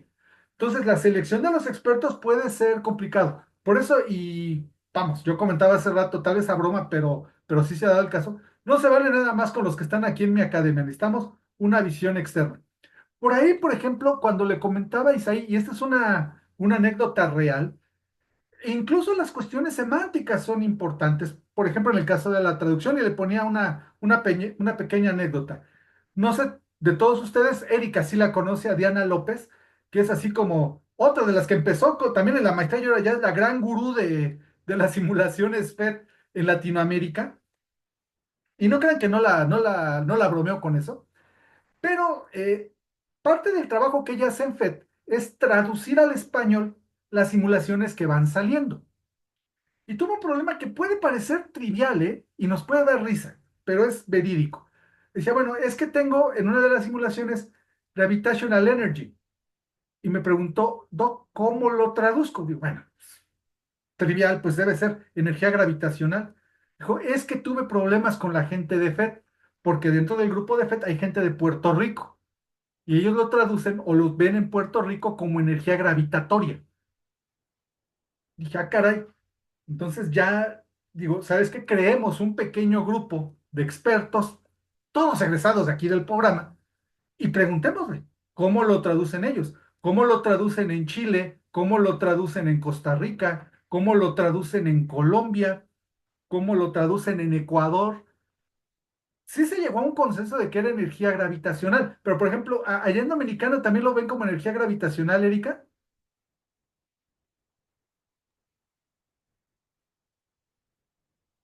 Profe, Sí, sí, te escucho. ¿puede repetir lo último, por favor, que se me cortó un Por poquito? ejemplo, gravitational energy, ¿cómo lo traducirías? ¿Como energía gravitacional? Sí, sí, aquí sí. Ok, pero fíjense, ya el puro hecho de que hubiera un caso que fuera energía gravitatoria sí les metía ruido. Cuando nosotros hacemos incluso la construcción de los problemas, eso pasó precisamente con Verónica. Hubo algunas palabras que hubo que traducir. Y eso que lo hicimos, la opinión fueron de físicos de aquí de México y todo, y hubo palabras que hubo que cambiar. Supongo que, por ejemplo, con algunas cuestiones allí en nuestra biología, también habrá que algunos temas cuando utilicen Serious Game que tienen que saberse cómo se traducen. Entonces, Isaí, lo regresa a lo que tú me preguntabas. Casi estoy seguro que no debería de haber mayor problema cuando traduce, porque el instrumento que tú pusiste a mí me pareció muy claro, pero podemos meternos en algún problema y es de las cuestiones por las cuales de repente te dicen, es que no, no puede conservar tanto la validación una traducción directa. Pero bueno, es de los problemas en los que nos encontramos. Sí, adelante, Erika, por favor. Sí, sumándole a lo que acaba de decir, doctor Humberto, por ejemplo, en la prueba PISA se le da la oportunidad a que cada país haga los ajustes de redacción correspondiente a esas palabras, o sea, que no le aplican directamente la misma prueba que se hace de manera consorciada, sino que se le permite que hagan las modificaciones en diversos conceptos para que se puedan entender en los países correspondientes. Ah, perfecto. Pero tendrían que ser expertos los que hacen esa traducción. Sí, sí. Porque recuerden, por ejemplo, y eso pasa mucho cuando trabajamos ya para algún artículo y lo queremos pasar al inglés para poder tener un panorama más amplio de revistas, algunos términos que son muy claros en física, para alguien que es traductor normal de un idioma a otro, lo traduce directo y pierde el sentido físico. Entonces, eso también nos mete en ciertos problemas, Eso es. ¿vale? Pero bueno, es con lo que tenemos que lidiar como físicos educativos. Precisamente, esto incluso la parte de traducción semántica, cómo interpretamos lo que estamos diciendo en física, ¿vale? Incluso recuerden algo que comentamos, no únicamente de idioma a idioma, sino de nivel a nivel, puede ser complicado. Y ahorita se me ocurre algo, por ejemplo, Isaí, ahí me gustaría que me dieras tu opinión. Por ejemplo, para lo que tú tienes que trabajar con ley de Fick, y nos lo comentaste y lo has comentado en la retroalimentación, por ejemplo, el trabajar con gradientes con los chicos, si tú les mencionas gradiente, se les puede complicar. Creo que ya lo resolviste en lo que subiste en la secuencia didáctica en alguna de las tareas. No les dices estos tienen que hacer un gradiente, sino les hablas directo con la operación. Si no mal recuerdo, al menos aterrizar al nivel bachillerato de lo que ellos pueden realizar. ¿Estoy en lo correcto? Sí, así es, doctor. Y ese es el trabajo del físico educativo. Porque fíjense, y es estoy codirigiendo tesis con algunos otros colegas que son de física, física y física.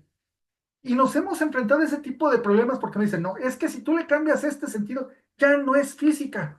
Y aquí tienen que saber física. Le digo, oye, sí, pero estás hablando con chicos de preparatoria, que si les pones el término así, pues no. No, pero es que entonces ya no es física.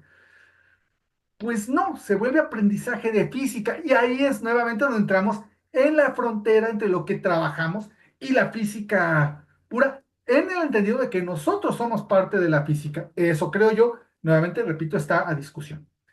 ¿Alguna otra duda, algún otro comentario de lo que llevamos al momento? ¿No? Bueno, pues entonces vamos a empezar a cerrar porque, bueno, como les comentaba, esta es ya la última clase de nuestro curso en este semestre. Y pues algunos comentarios finales con respecto al curso. En un segundito. Ok, listo. Aquí hemos abordado muy poquitas líneas de trabajo. Si se fijan de lo que iniciamos a lo que estamos terminando el día de hoy, mañana, hemos visto sí evaluación, tecnologías, algo de didáctica, desde qué es física educativa, formación de profesores, pero líneas en física educativa han sido N.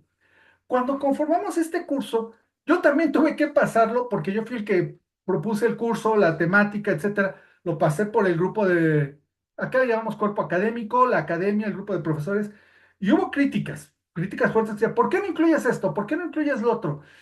Ay, porque el curso dura un semestre.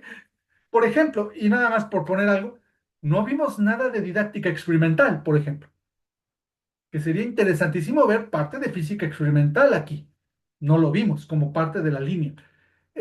No sé qué otra cosa no hemos visto. Teoría. Vimos un poquito que es necesario la teoría, pero no hemos visto nada de teoría educativa. Entonces, líneas de trabajo han sido por eso se llama introducción a la física educativa. Probablemente más adelante conformemos otro curso donde sea la continuación o para sus compañeros de maestría, pero bueno, créanme que hace falta mucho y ustedes, todo lo que están trabajando ustedes es bien, bien interesante. Pero finalmente, y con esto voy a cerrar. Adelante, adelante, Erika, por favor.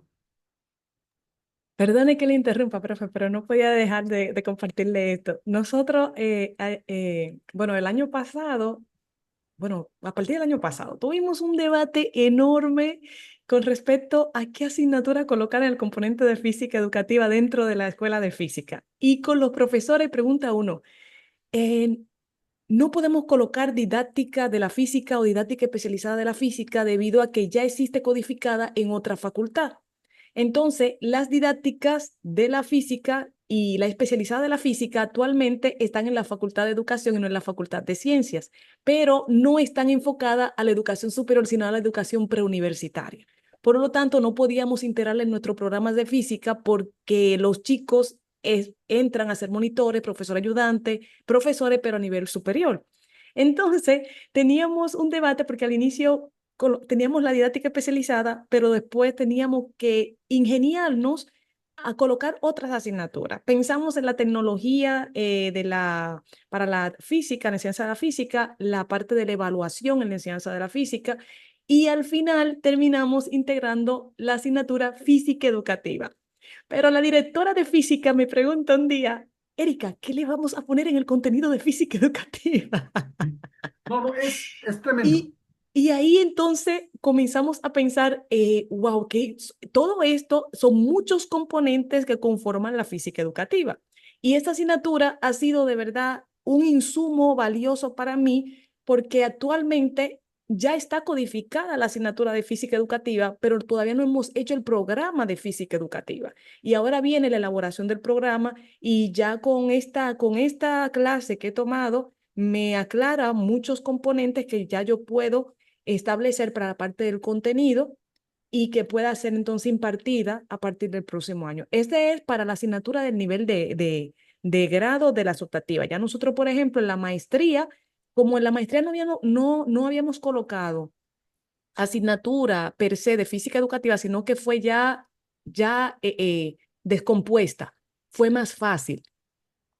Pusimos Claro. la didáctica, pusimos la tecnología y pusimos la parte de evaluación, pero era más concentrada en esos componentes.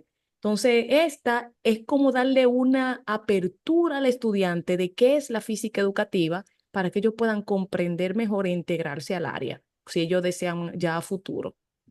No, de Claro, verdad, claro, profe, miren. que gracias. No, no, no, al contrario, miren, la discusión de este curso fue porque desde 2006 que se creó el programa, no teníamos una sola materia, asignatura, como le quieran llamar, que fuese física educativa.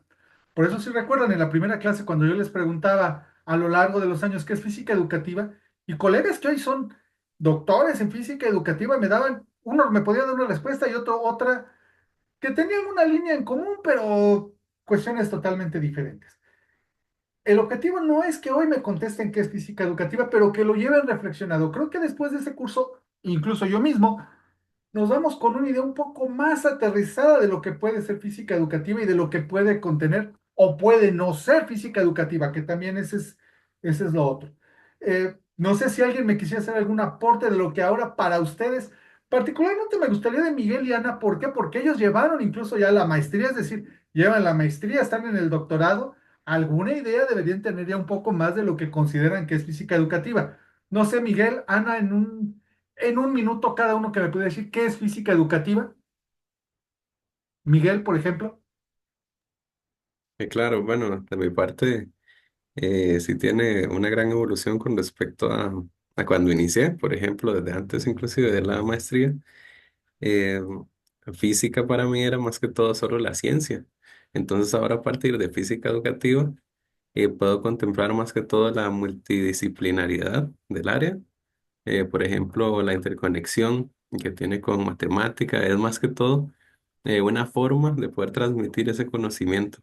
Y siento que física siempre está como más centrado al conocimiento propio, técnico, oficial, digamos, de lo que es la aplicación de la disciplina, que por supuesto es sumamente interesante. Creo que es lo que aquí tal vez en un inicio a todos nos vinculó con el área propiamente.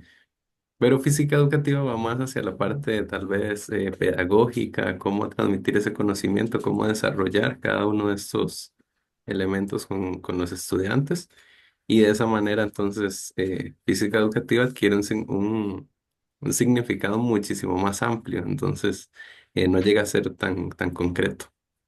Sí, es difícil el concreto. Coincido con lo que comentas, Erika, si es física educativa, si es física aplicada. Voy a dar una opinión muy trivial. O sea, física educativa no es física clásica, no es física aplicada, no es física experimental. Física educativa es física educativa y eso nos regresa a tener que redefinir qué es física educativa. Es decir, En algún momento yo no podría decir que, bueno, hay un debate, óptica, ¿qué es? ¿Es parte de la mecánica? ¿Es parte del electromagnetismo? No, la óptica es la óptica. Igual yo pensaría que física educativa no es física aplicada, no es física eh, experimental, es física educativa, como un campo en sí mismo. No sé, Ana, tu opinión, por favor, si nos la pudieras compartir rápidamente. Sí, claro. Bueno, pues para mí es como analizar todo este proceso en el que compartimos, tanto para un estudiante como para un docente que se está formando, pues los contenidos de física, ¿no? O sea, cómo se pasa del contenido disciplinar a cómo se generan estas mejores o nuevas formas, o analizar cómo se transmite ese conocimiento, ¿no? Cómo se entiende.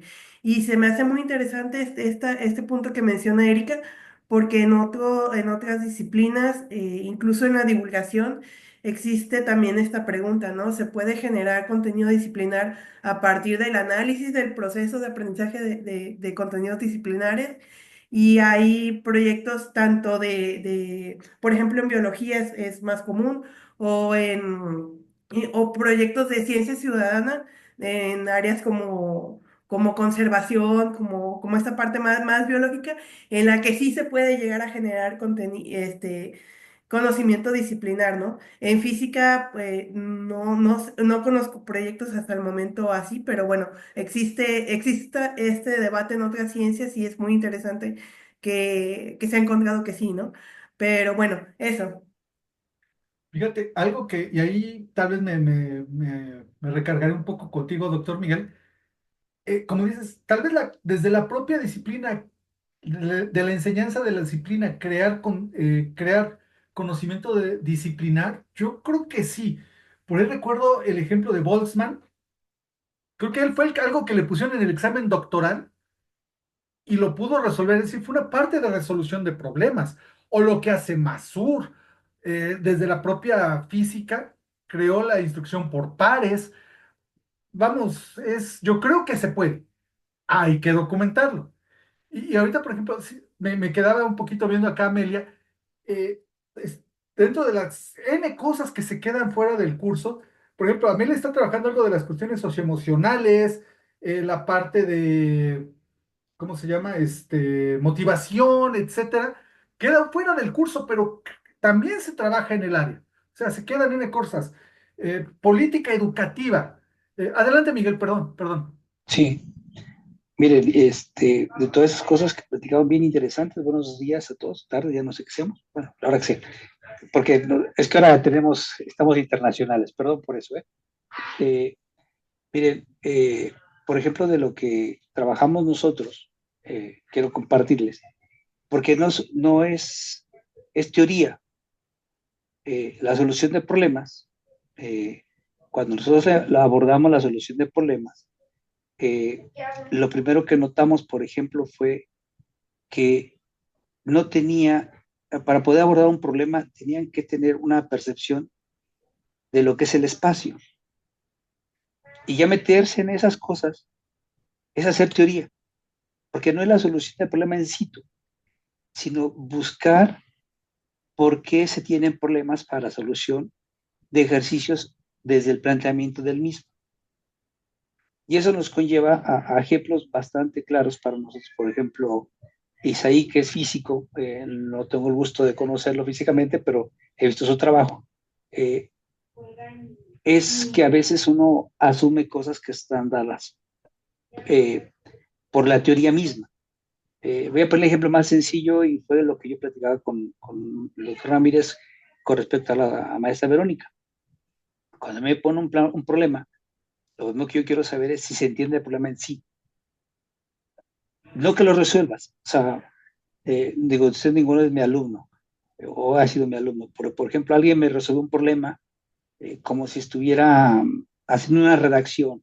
Paso uno esto, paso dos esto, y la integral, la derivada, ok. Y eso está bien matemáticamente, ¿no? Pero ahora lo que sigue es, ¿el trasfondo de ese problema lo entiendes? ¿Sabes por qué ese es el planteamiento de ese diagrama de cuerpo libre? ¿Sabes qué fuerza están actuando? ¿Sabes qué campos, cómo está funcionando el campo? O sea, yo me fui más para atrás y entiendo, digo, y ahí hay un nicho de oportunidad porque hay que hacer teoría. No hay no estoy proponiendo ninguna secuencia didáctica, no nada, sino estoy viendo desde mi humilde punto de vista cómo puedo contribuir a hacer una aportación a la solución de ese tipo de problemas. Y entonces por ahí encontré herramientas computacionales, por ejemplo, realidad aumentada, realidad virtual. eh, Hoy en día ya veo foco. Es como me dijo el doctor, es que hay otro doctor que me dijo que quería trabajar con su servidor, videos en 3D. Dije, bueno, eso estaría padrísimo, porque estoy regresándome a la solución o al entendimiento del problema, no a la solución propia del problema, porque son dos partes, ¿no? Entonces, ¿dónde tomas tú el problema? Y a partir de eso, pues yo veo, por ejemplo, la maestra Verónica, que sí se regresa un poco a ver qué problemas traen, ¿no? O sea, qué percepciones traen. Pero dice, bueno, ya las traen y ahora, ¿cómo resuelven acá? Pero yo digo, bueno, ¿por qué traen, por qué traen esos problemas aquí atrás, ¿no? Eso es un problema interesante. Digo, es para la reflexión, porque se puede hacer teoría sobre la disciplina. Y son cosas que trabajamos con el doctor Mario, digo, porque el reto que nos puso Miguel, porque luego lo platicamos mucho, Miguel Mena, de la tecnología, digo, es un problema interesante, ¿no? Porque nos hemos enfocado siempre en la educación de los niños, la pedagogía.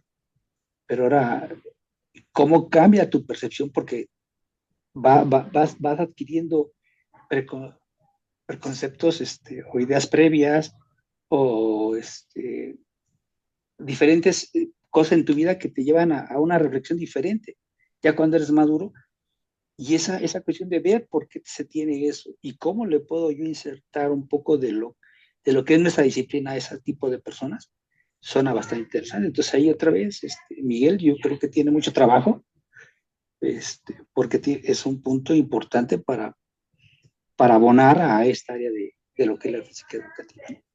Y lo otro, pues, sí es formación de profesores, porque, o sea, todo lo que he escuchado es como formación de profesores, pero creo que van a ver que después de esto, si en esta línea de trabajo, si hay una visión exponencial, dices, bueno, aquí hay tanto que trabajar y que se puede hacer teoría y que lo otro pues, es la validación de instrumentos, digo, sí, pero hay muchas cosas que cuando uno empieza a hacer esto, se da cuenta que hay muchas áreas de oportunidad que seguir abonando a esta área.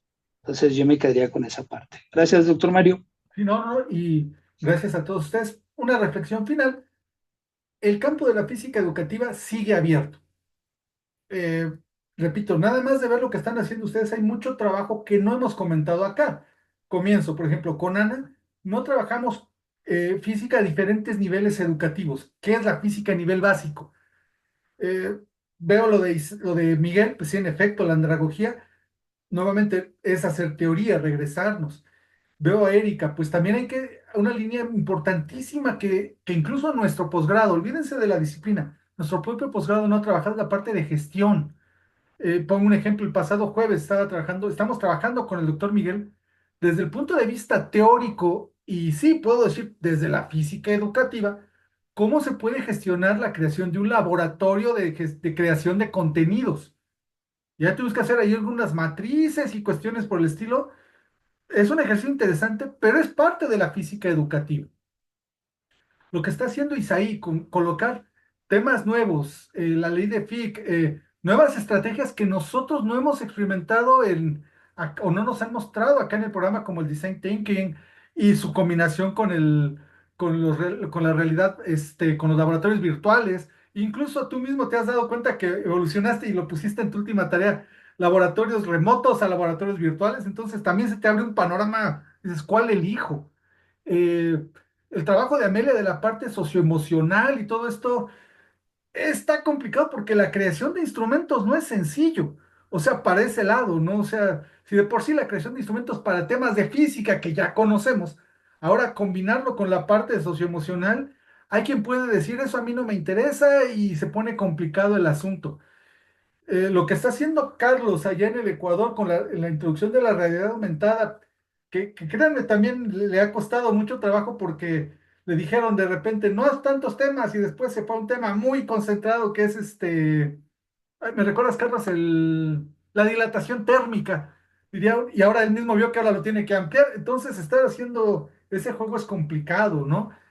Bueno, lo que está haciendo Erika allá en Dominicana, todo el estudio de PISA y todo esto con las herramientas de Machine Learning, tampoco lo hemos mencionado por acá a detalle.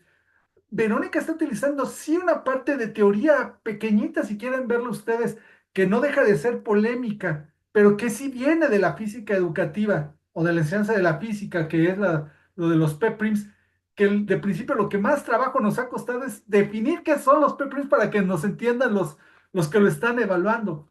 Lo que está haciendo Rubén al introducir temas nuevos como la astrobiología o cómo podemos introducir otros temas para enseñar física al final. Y aquí les puedo comentar, por ejemplo, una polémica que hemos tenido y que he platicado con el doctor Miguel. Alguien que es dentista y enseña física en una escuela de odontología, ¿estaría haciendo física educativa? Cuando nos damos cuenta que estaría estudiando desde el punto de vista de materiales, todo esto, quedamos que sí, pero otros colegas del programa dicen que no. Entonces, son debates abiertos. Y por ejemplo, allá Erika, pues van a tener mucho trabajo precisamente en definir estas polémicas. ¿Dónde entra? ¿Dónde no? ¿Qué sí es? ¿Qué no? ¿Qué queda en la frontera? Es muy complicado. Pero bueno, compañeros, pues yo con eso terminaría el curso. Adelante, Isaí, perdón. Gracias, doctor. Bueno, pues agradecer al doctor Miguel su intervención muy asertiva. Y yo solamente quiero compartir una frase que ha estado en mi cabeza en todas estas sesiones y yo creo que es uno de los propósitos del posgrado. Y esta frase la escuché en un curso que llevamos de habilidades socioemocionales de una ponente, una doctora, y decía que no se puede dar lo que no se tiene. Entonces, yo creo que prepararnos de esta manera para nuestros estudiantes, pues es esa parte, ¿no? Y este posgrado yo creo que está llevando a cabo esto, lo está haciendo posible. Y usted es un referente, doctor, de esta parte, ¿no? De este posgrado, al menos a mí. Pues me ha gustado mucho la forma en cómo ha dado las sesiones, me ha nutrido mucho. Afortunadamente he estado presente en todas y creo que he evolucionado bastante. Incluso me atrevería a decir que más que en las otras materias, ¿no? Gracias a esta parte de usted, a su esfuerzo. Entonces, pues solamente sería eso, doctor. Y bueno, pues agradecer el curso y su tiempo. No, no, no, y muchas gracias a ti, Isaí. Gracias a todos ustedes. Una reflexión final. Seguimos aprendiendo. No importa que nosotros seamos los profesores, aprendemos de ustedes. Ana, por ejemplo, es testigo cuando vamos a dar los cursos, porque Ana, dentro de su tesis, sí hemos tenido mucha interacción. Vamos a dar los cursos a las maestras de preescolar y uno le aprende a las maestras de preescolar. Hace poco una colega en uno de los comités tutoriales, curiosamente por eso son importantes, no nada más aprenden ustedes, sino aprendemos también nosotros, me dijo, no mencione que lo que está haciendo es una intervención didáctica, porque intervención didáctica es esto es una doctora en educación. Dice, ya te lo traes y ya lo aprendo. Entonces, vamos aprendiendo, voy aprendiendo de ustedes. El comentario que hizo Miguel Miguel Olvera fue por el comité tutorial anterior que nos lo presentó Miguel Mena. Estamos acostumbrados a hablar de pedagogía porque va orientado a los niños, andragogía va hacia el otro lado, como que nos quedamos, pedagogía y que esto es pedagogía. No, la andragogía y lo que están, es algo que hemos estado reflexionando. Ustedes en este momento que ya están en posgrado, ¿es pedagogía o ya es andragogía? Te lo dejo para la reflexión, Miguel Mena, hay que pensarlo. Vamos aprendiendo y esto es dinámico. Y así es como construimos física educativa. Entonces yo también agradecerles y el comentario final es que, bueno, sin ser conejillos de indias, no los insultaría, pero este curso es el primero que damos en este sentido, teniendo la interacción los sábados. Sería muy complicado que todas las materias fueran así. Es decir, imagínense, ¿dónde acomodaríamos el seminario 2 donde sí están todos ustedes? Eh, Tendrían que tener clase todos los días. ¿Dónde acomodamos las otras materias que llevan? Y dejaría de tener cierto sentido que fuera un programa en línea, pero seguimos, ay, permítanme, déjenme, es que a mí le quedó fuera, ok, seguimos aprendiendo y esto pues creo que lo podemos repetir. No, no creo que lo podamos hacer en todas las materias, créanme, a veces aquí el doctor Miguel también está sacrificando un poquito, bueno, no sacrificando, siempre como comentamos desde la primera clase, estamos invirtiendo un poco de nuestro tiempo, pero creo que ha sido para bien de todos. No lo podemos dar en todas, pero espero que lo podamos seguir haciendo. Sin más, compañeros, si no tienen más comentarios, pues ahora sí con esto terminaríamos. Les agradezco, les queda nada más la tarea que tienen que entregar el día de mañana, que ya la gran mayoría de ustedes con lo que entregaron en la clase anterior, repito, prácticamente ya lo tienen hecho. Nada más es completarlo y seguramente les entregaría su calificación. No les prometo que el lunes, porque el doctor Miguel sabe, y bueno, como le comentaron a Amelia, tenemos juntas toda la semana, esta semana que viene, pero yo espero que martes, miércoles probablemente ya estén sus notas y ya su nota final. Y bueno, si quieren, como hemos platicado, nos podemos quedar ahorita un poquito, quienes tengan duda ya sobre el programa, ya no sobre la materia, al cerrar la transmisión. Les agradezco. Esto va a quedar de todos modos en repositorio por si quieren después consultarlo, lo que sea. Erika, si les puede llegar a servir lo de los videos, las clases que hemos estado dando aquí para lo que hacen en Dominicana, adelante, son libres completamente, con mucho Gracias. gusto. Y si les sirve para recordar algunas cosas, adelante. Les agradezco entonces yo, déjenme dejo de compartir. Y perdón, Amelia, ¿ibas a comentar algo? Ah, no. Ah, no, no, perdón, perdón, perdón. Y entonces, pues ya dejo de grabar y con esto terminaríamos. Denme un segundito. Ah, sí, perdón, Isai, adelante, adelante. Yo sí tengo una duda. Aparte de la traducción, Ah, ok. me traté de basar, pues sí, ahora sí que lo más aproximado, pero modifiqué todos los esquemas porque no me gustaron. Entonces quería saber si esa parte también le resta validez al instrumento. Yo entendería que sí, repito, no soy el experto, yo entendería que sí, pero te recomendaría, y aquí, bueno, es una recomendación personal, que te comuniques con la doctora Fabiola Ocampo. No sé con quién estás llevando el seminario 2 en este momento, pero Sí, con ella. con ella, pregúntale, ella es muy amable y te va a dar la explicación precisa. Yo te diría que en corto, yo digo, no hay tanto problema y lo puedes pasar por otro tipo de validación, pero igual no la pierde. Pero la doctora Fabiola, ella sí te puede decir con pelos y señales en qué parte puede o no perder, o qué se requeriría para hacer una validación o retomar cierta validación. Ahí yo te mentiría si te dijera en ese momento sí o no, pero te remitiría con la doctora Fabiola. Sí, ¿Ok? gracias. Perfecto, entonces dejo de grabar y quienes quieran algún otro comentario, pues ya lo podemos tomar después. Vale, entonces les agradezco y pues con esto terminamos.